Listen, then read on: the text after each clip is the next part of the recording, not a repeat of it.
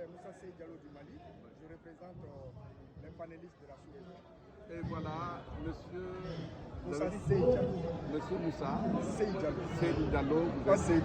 Monsieur Diallo alors. Vous avez le goût de Sey. Monsieur Diallo alors. Monsieur Diallo du Mali, je viens du Mali. Je tiens à mon Sey. Moussa Sey Diallo. Monsieur Moussa Sey Diallo Voilà. du Mali, ici représentant donc des panélistes de la sous-région à cette grande rencontre qui se tient maintenant à Conakry.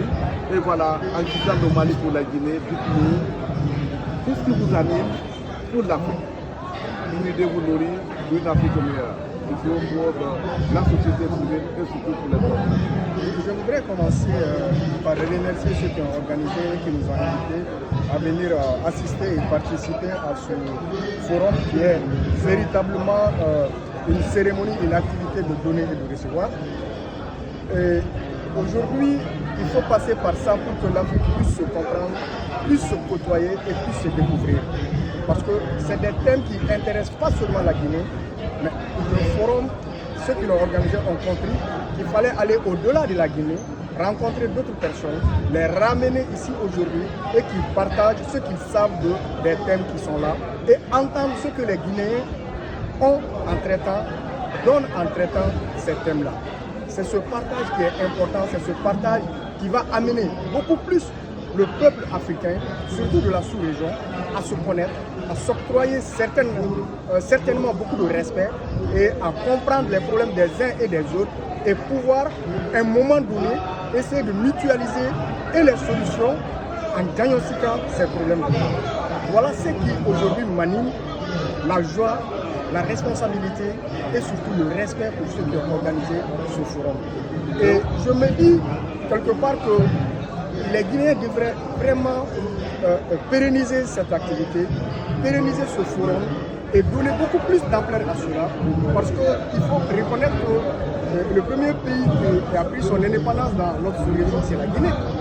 Et le premier pays qui a pris l'indépendance dans notre sous-région doit initier énormément de choses pour essayer d'agréger autour de lui. Voilà ce que, en premier, ce que je peux dire. Donc pour vous, il faut aujourd'hui une société civile forte auprès des autorités publiques. Il faut une société civile forte pour que les politiques soient forts. Les politiques ne peuvent pas être forts tant que la société civile ne les pousse pas à cela, tant que la société civile ne les rassure pas. La société civile est diverse, la société civile a des objectifs spécifiques, la société civile doit arriver à se mettre ensemble pour optimiser ses objectifs et que ces objectifs puissent être soumis à des politiques qui doivent les porter au sommet de l'État. Sans cette synergie, sans ces actions d'ensemble, sans ces processus, il sera très difficile qu'on puisse sortir du pas où nous le pouvons. Ces coups d'État, ces survenances de révolution arrivent tous parce qu'il n'y a pas une symbiose, une harmonie entre les différents groupements. Et tant que ces groupes, chacun ne sera pas dans sa sphère et impacté sur l'autre, il y aura beaucoup de confusion. Et cette confusion, en plus de tout ce qui se passe aujourd'hui dans la mondialisation, va forcément nous amener à ne pas nous comprendre et à amener les militaires à prendre leurs responsabilités en tant que corps mieux organisé. Donc vous rêvez aujourd'hui d'une société civile continentale africaine, à l'image des sous-régionale, organisations continentale et mondiale. Alors monsieur, vous êtes là justement au nom de la paix et je regarde tout ce que vous avez fait après ces 12 jours de parti. Croyez-vous à ce que cette paix soit vraiment sincère et consolidée en Guinée en ce qui concerne le pacte national de la paix? Si je ne pensais pas que ça pouvait apporter, je n'allais pas me donner la peine de laisser ma famille, de laisser mon travail et de rester ici pendant une semaine. Je me dis qu'il faut amorcer, il faut commencer. Et aujourd'hui, je le dis, la Guinée doit d'abord montrer l'exemple. La Guinée a montré l'exemple que les États africains doivent s'affranchir.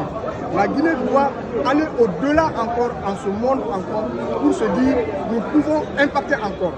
Nous sommes un symbole, et ce symbole, nous devons le fortifier, le rendre beaucoup plus utile pour tout le monde, mais en donnant l'exemple, pas à Conakry seulement, mais en donnant l'exemple dans toutes les régions, en donnant l'exemple au sein de toutes les ethnies, en montrant que les Guinéens peuvent, malgré la pluralité sociale, peuvent encore trouver un terrain d'entente qui peut les unir.